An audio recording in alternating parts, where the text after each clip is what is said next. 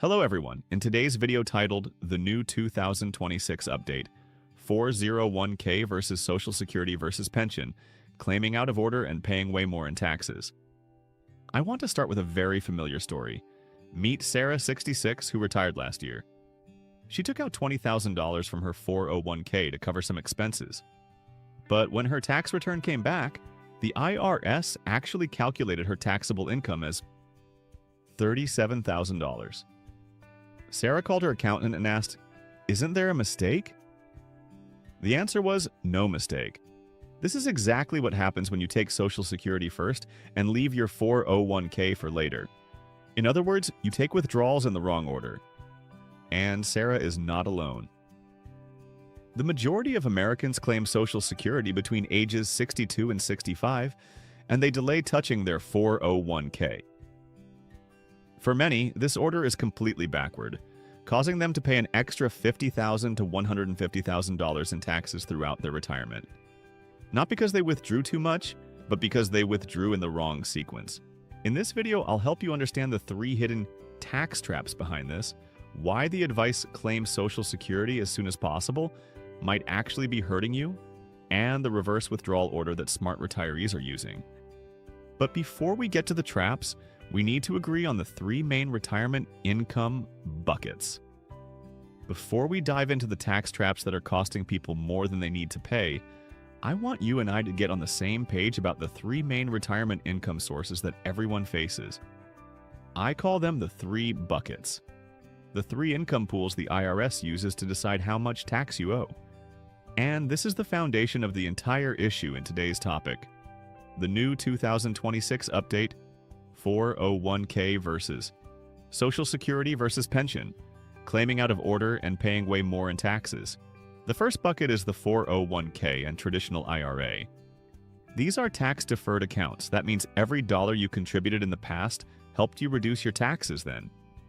But in return, when you withdraw it during retirement, every one of those dollars is treated by the IRS as ordinary taxable income. After age 60, you can withdraw without penalty. But by age 73, the law forces you to start taking minimum annual withdrawals called RMDS, Required Minimum Distributions. And here's what I want you to note. The more money sitting in your 401k or traditional IRA, the larger your annual RMD will be, and thus the heavier the tax bill you're forced to pay in your 70s and 80s. Many people wait until RMDs are mandatory to withdraw their 401k, but by that point they are no longer in control. That's why this bucket helped you while working, but can become a tax burden in retirement. The second bucket is Social Security. This is an income source that almost everyone has, but how you activate it drastically impacts both the amount you receive and how the IRS taxes you. If you claim early at age 62, your benefit is permanently reduced by about 30%. If you delay until age 70, you can receive a benefit level that is about 77% higher than claiming at age 62. That difference is enough to make a 6-figure difference over the rest of your life. But the issue isn't just claiming early or late. The problem is that 0% to 85% of your Social Security benefits can be taxed based on a metric called combined income. The IRS uses combined income to determine how much of your benefit will be taxed. For a single person, the thresholds are $25,000 to $34,000. For married couples filing jointly, the thresholds are $32,000 to $44,000. Just by slightly exceeding these thresholds, the IRS can pull an additional portion of your Social Security into the taxable column. This is one of the traps many people don't see when they choose to claim early. The third bucket is your pension. This is the most fixed income of the 3 buckets. Most of you won't have many choices here. It automatically starts when you retire or when you reach age 65, depending on the type of pension. And because it's stable and mandatory, you cannot defer it or convert it to another form. Pension income is taxed just like a paycheck. There are no special breaks. This means that when your pension starts, it immediately consumes a portion of your taxable income, narrowing your ability to optimize taxes in the remaining years. The most important takeaway I want you to have from this section is no single bucket is good or bad. The problem is not with the individual income sources, it's with the order in which you activate them.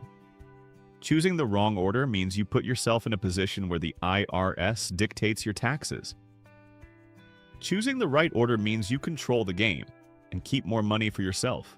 When talking about the retirement withdrawal order, the thing that surprises most people is the 3 tax traps set by the IRS.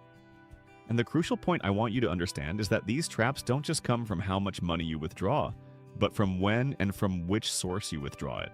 Let's go through each trap from a practical perspective, because this is why the topic, the new 2026 update, 401k versus Social Security versus pension, claiming out of order and paying way more in taxes, is so critical for anyone retired or nearing retirement. Imagine you retire at 62 and decide to claim Social Security immediately.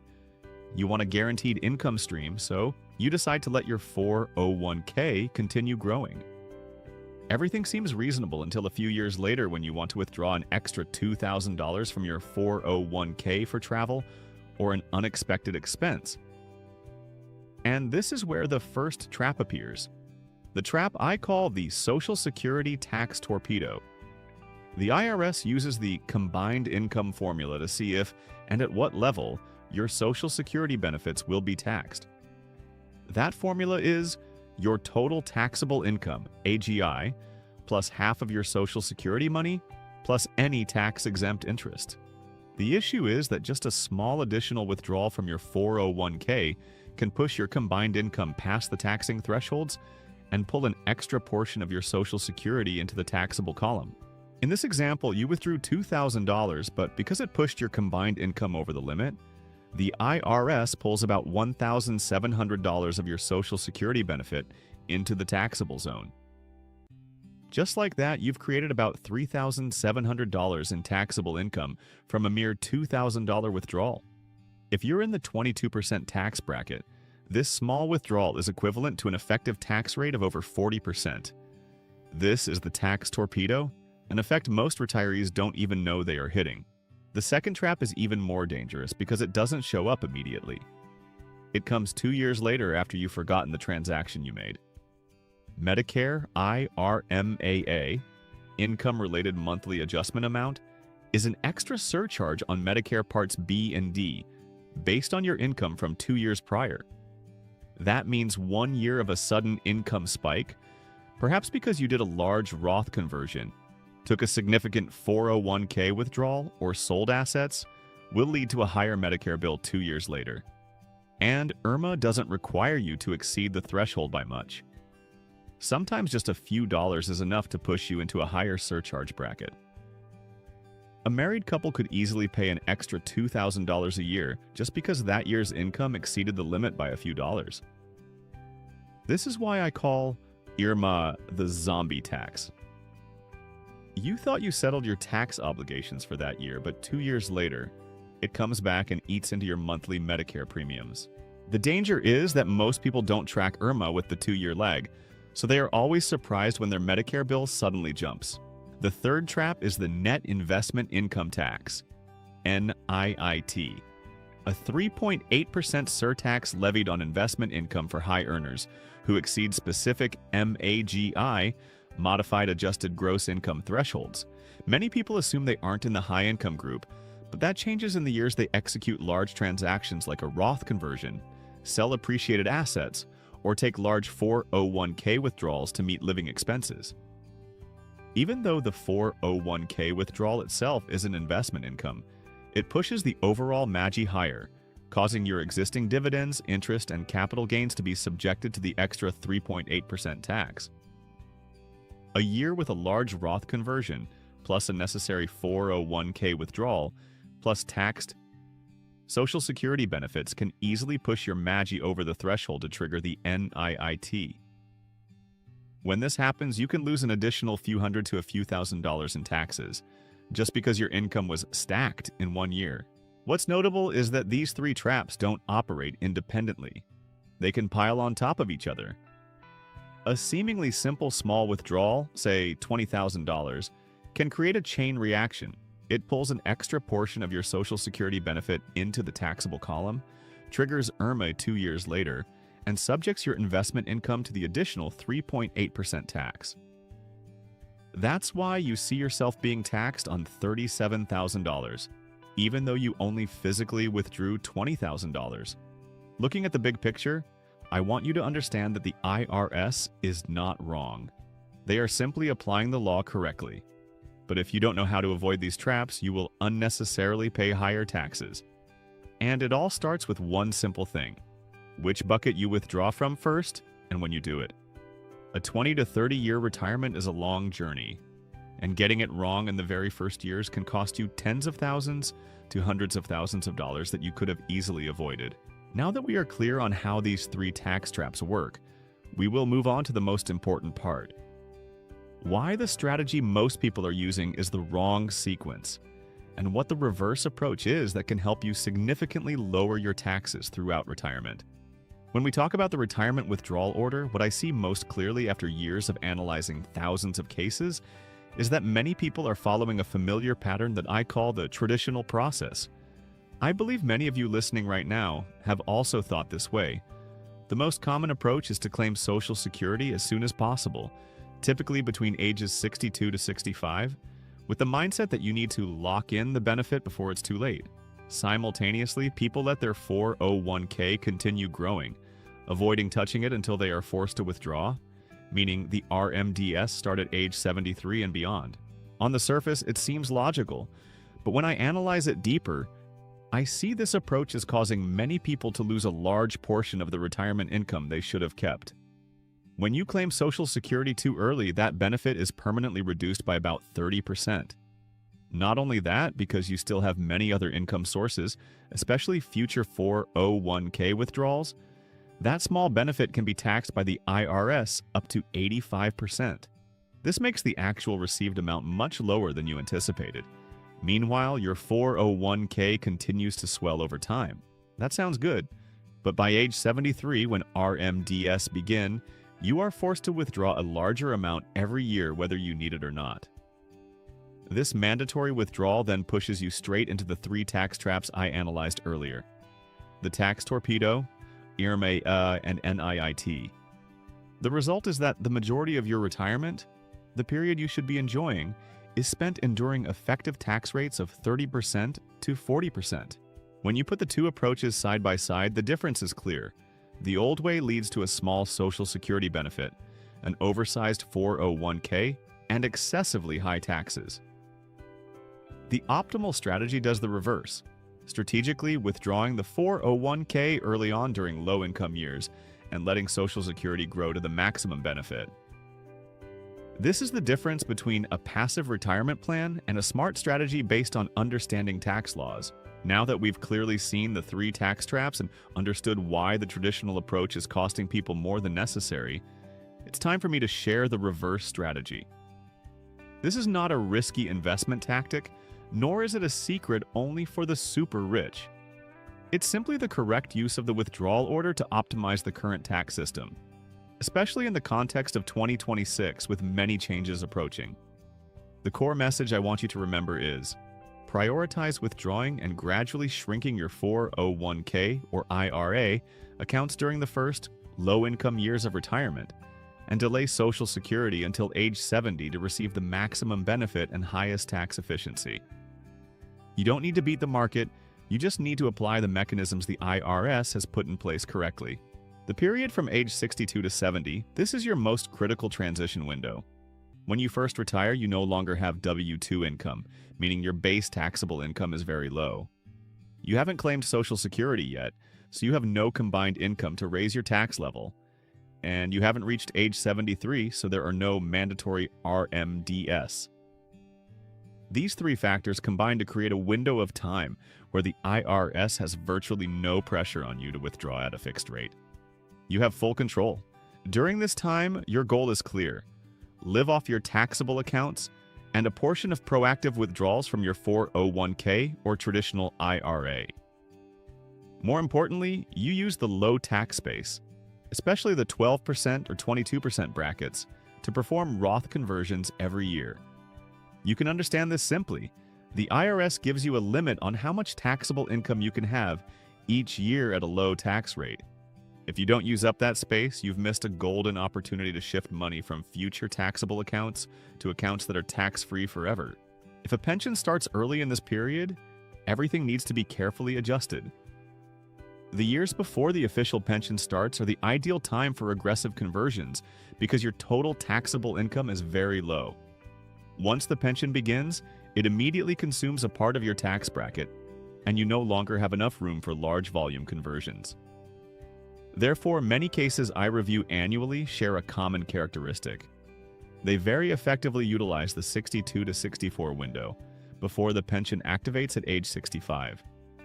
Once the pension is in play, the conversion strategy must be refined to avoid hitting IRMAA thresholds or stepping into a higher bracket.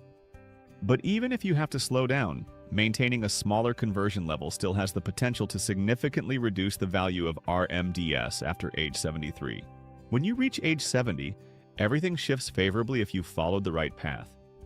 This is when you start receiving Social Security at the maximum benefit, about 77% higher than claiming at 62. Combined with an already running pension, you have a very strong and stable foundation of guaranteed income. If your spending needs exceed that, you withdraw the extra from your Roth IRA. And this is why early conversions are so important. Money in a Roth is completely tax-free, doesn't count towards combined income, doesn't trigger IRMAA, doesn't increase MAGI, and creates no RMD obligation. You can withdraw as much or as little as your actual needs require without fear of jumping tax brackets. At age 73, you enter the mandatory RMD phase, but if you executed the strategies during the 62 to 70 window, your traditional IRA account is now significantly smaller. That means the annual RMD is also smaller. It doesn't push you into the tax torpedo, it doesn't reactivate IRMAA, and it doesn't push you over high tax thresholds like the traditional scenario. This is how you maintain low tax rates throughout your 70s, 80s, and 90s. If we place the two strategies side by side, the traditional and the optimized one, the difference is almost immediate. The old way always leads to a small Social Security benefit, high taxes, and large sudden RMDs in the years you want to relax. The optimal way does the reverse. Low taxes initially, maximum Social Security benefit, lighter RMDs, and stable income for the rest of your life. With the same amount contributed, but just by reversing the withdrawal order, many people get to keep an extra few $100,000 throughout their retirement. And that's why I always emphasize, the problem is not how much money you have, but in what sequence you take it out. When discussing how to optimize your retirement withdrawal order, I want you to visualize it clearly through a specific case. Let's look at the story of Tom and Lisa, a couple I advised in a common hypothetical model. Both are 62 when they retire. They have about $800,000 in their 401k and traditional IRA, $50,000 in a Roth IRA, and $200,000 in a taxable account. Additionally, Tom has a $40,000 per year pension, starting when he turns 65.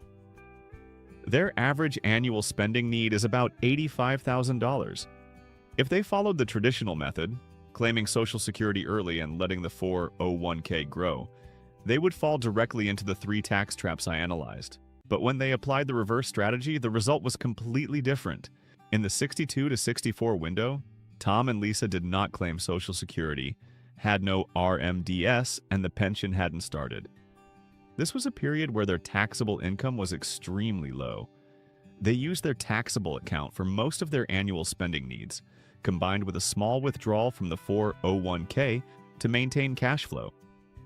The key was that they leveraged the 22% bracket to execute large Roth conversions. By doing this, they moved hundreds of thousands of dollars from future taxable accounts to a completely tax-free Roth account. These were their 3 golden years, where they had the most proactive control. Transitioning to the 65 to 69 window, the pension started running, meaning their total taxable income significantly increased. At this point, they continued to perform Roth conversions, but the scale was adjusted lower to avoid exceeding the IRMAA thresholds and keep their tax bracket manageable. They lived off the pension combined with a reasonable withdrawal from the 401k and continued to shrink the size of their traditional IRA before reaching age 70. From age 70 onward, they started receiving Social Security at the maximum benefit. This is a benefit level nearly 80% higher than claiming early at 62. Combined with the already running $40,000 per year pension, their stable income foundation became very robust. If they needed extra money for spending or leisure, they withdrew from their Roth IRA, a withdrawal that is completely tax-free, doesn't affect combined income, doesn't create IRMAA, and doesn't trigger NIIT. By age 73, when mandatory RMDs started, the size of their traditional IRA had been reduced so much that the annual RMD was very light. Looking at the overall outcome, the result is clear. The total taxes Tom and Lisa had to pay throughout their retirement were hundreds of thousands of dollars lower than the traditional approach. Their total Social Security benefit received was much larger. Their Medicare IRMAA surcharges were nearly zero. This is clear evidence that the withdrawal order is the decisive factor, not how many assets you start with. To help you apply this yourself, I often use a simple decision tree. First question: do you have a pension, and at what age does it start? If it starts early, the conversion window is narrower, and you need to act more aggressively before the pension kicks in. Second question: have you already claimed Social Security? If you claimed early and are still under 70, in some cases, you may be able to suspend it to re-optimize. Third question: what tax bracket are you currently in? The 10 to 12% bracket should convert aggressively, the 22% bracket moderately, and if you are already at a higher level, you need careful calculation. Fourth question: how many years until Medicare? The further away, the more flexible you are with conversions without worrying about IRMAA. Finally, what is the total amount in your 401k or IRA? If that number is large, the priority level for shrinking those future taxable accounts is higher. From these answers, you will know whether to convert aggressively or lightly, whether you should delay Social Security until age 70, and the urgency of shrinking your traditional IRA before RMDs begin. This is the simplest way to determine the most appropriate withdrawal order for you. As we look back at the entire journey of this video, I hope you have clearly seen one thing. Retirement is not just about how much you save, but how and in what order you withdraw that money. The IRS doesn't punish you for making a mistake. They just apply the tax code correctly. But if you don't understand how the tax traps operate, from the Social Security tax torpedo to the 2-year delayed IRMAA to the 3.8% NIIT, you will unnecessarily put yourself at a greater disadvantage. Conversely, if you apply the reverse strategy I presented, using the low-income years to shrink your 401k, delaying Social Security, and leveraging Roth to protect future income, you can keep an extra tens to hundreds of thousands of dollars throughout your retirement. I want you to remember, optimizing the withdrawal order is not the privilege of a small group. It's a process that anyone can apply if they understand the mechanism correctly. Whether you are 55, 62, or already in your 70s plus, there are steps you can take today to reduce taxes, increase income efficiency, and protect your benefits. And before I conclude, I want to share an important message about benefit reports information sourcing.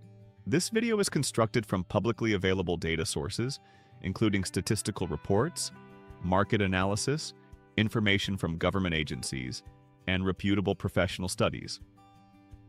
Our goal is to provide a clear, objective, and updated reference perspective so that retirees and their families have a better foundation for choosing where to live, not just for the present, but for the long-term future. We do not represent any government, organization, or real estate company, and have no intention of promoting or favoring any particular area. Every individual has different circumstances, needs, and priorities, and we respect the diversity of personal choices. The channel always aims to share information that is constructive, neutral, and provides real-world value to the retirement community. Thank you for joining me in today's video. If this content helped you better understand how the tax system operates and how to protect your retirement finances, please leave a comment, share your perspective, and don't forget to follow for the latest analysis. I'll see you in the next video on Benefit Report.